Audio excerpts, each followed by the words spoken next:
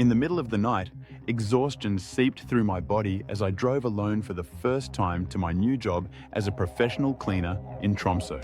My GPS directed me to cross the towering Tromsø bridge, but as I approached, I saw a police car parked at the bottom. They seemed to be stopping a car, not all traffic. So I slowed down and drove past, starting to climb the bridge when sirens blared and blue lights flashed from the police car. But it remained stationary, so I continued down until I reached the top. My heart leapt into my throat when I saw a massive truck with a wide load sign being escorted by a follow car coming towards me on the narrow bridge. The driver frantically signaled for me to reverse, and I quickly shifted into reverse gear. Panic rose within me as I backed up all the way over the long bridge. As soon as I reached the bottom, the police officers ran over and reprimanded me for not stopping. They explained that they were escorting the wide load, and if it weren't for that, they would have given me a ticket. Trembling with guilt and embarrassment, I apologized profusely before they sped off. Feeling shaken and humiliated, I vowed never to make such a careless mistake again as I continued on my way to work. Not too long ago, in a moment of introspection, I came to understand the true essence of biblical forgiveness.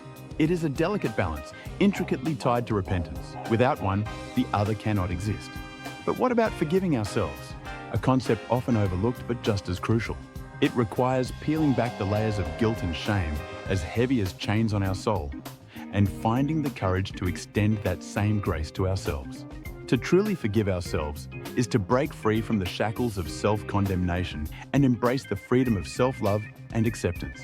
For those of us who have endured the heavy burden of toxic relationships, we are all too familiar with the insidious ways in which narcissists use our own humanity against us. We are taught to believe that we do not deserve forgiveness, and that we are not even worthy of forgiving ourselves. In my own life, I was faced with not one, but two narcissistic individuals, my own mother and father. They demanded nothing less than perfection from me at all times, and any mistake or slip-up was met with swift and merciless retribution.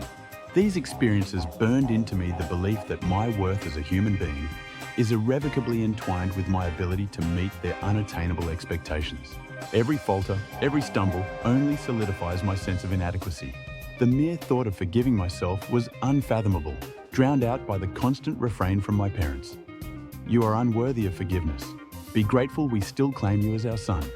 Despite my troubled past, I found it surprisingly easy to forgive myself that day, as I drove past the police car. In that moment, I couldn't see how what happened that night was a reflection of my worth as a human being. After all, my parents were not by my side when it occurred. They lived far away in Rørvik, a small town in the south of Norway, while I resided in Tromsø, a city in the northern region. As the events of that fateful night on the Tromsø bridge unfolded, my spiritual beliefs were still in a state of flux. Though I identified as a Buddhist, Jesus was my closest companion and guide. In my professional life, I had aspirations of becoming a leader within my company. My genuine desire was to uplift and support my team, helping each individual reach their fullest potential. I understood that true success could only be achieved by fostering an environment where individuals felt valued and supported, regardless of any mistakes or shortcomings.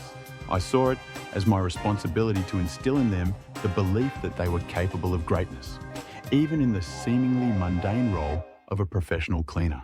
It was not about meeting arbitrary expectations, but rather about recognizing and nurturing each person's intrinsic worth as a human being. After being indoctrinated into mainstream Christianity, my perception shifted drastically.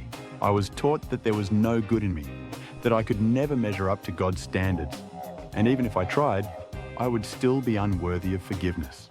And so, with Jesus as my only hope, I clung to him like a desperate shield against the wrath of an angry God who reminded me all too much of my own father.